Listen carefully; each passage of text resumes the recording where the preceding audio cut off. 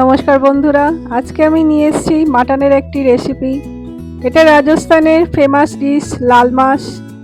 আপনারা অনেকেই অনেকভাবে মাটন করে খেয়েছেন, একবার এই প্রসেসে খেয়ে দেখুন, এটা খেতে খুবই ভালো লাগবে। এই রেসিপিটাও খুবই সহজ। প্রথমেই মাটন নিয়ে ওটাকে একটু রসুন আর আদা দিয়ে ম্যারিনেট করে রাখতে হবে। রসুনের পরিমাণটা 70%, আদাটা 30%। আর তার সাথে এটা লাল মাছ যেহেতু, সেই জন্য এটা একটা লঙ্কার পেস্ট লাগবে। সেই জন্য বীজটাকে বার করে নিয়ে লাল লঙ্কাকে ভিজিয়ে রাখুন গরম জলে, তারপর পেস্ট বানালেই হবে। এই ম্যারিনেশনটা যত বেশি করা যায় ততই ভালো। প্রায় 5-6 ঘন্টা করতে পারলে বেশি ভালো হয়, কিন্তু ইনকেস না পারলে সেক্ষেত্রে অল্প সময় করে নিয়ে তারপর কুকার বসিয়ে কুকারে কয়েকটা ফোড়ন দিয়ে দিতে হবে। গরম মশলা, বড় এলাচ, ছোট এলাচ, দারচিনি, লং।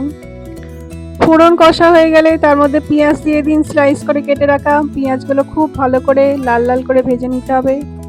পেঁয়াজ ভাজা হয়ে গেলেই তাতে মাংস দিয়ে সেটাকেও কষতে থাকতে হবে পেঁয়াজের সাথে। এই অবস্থায় কষতে কষতে একবার একটু লবণ দিয়ে নিতে হবে। এই যে লঙ্কাটা গরম জলে ভিজিয়ে রাখা ছিল সেটাকে বেটে এই মাংসের সাথে মিশিয়ে নিতে হবে।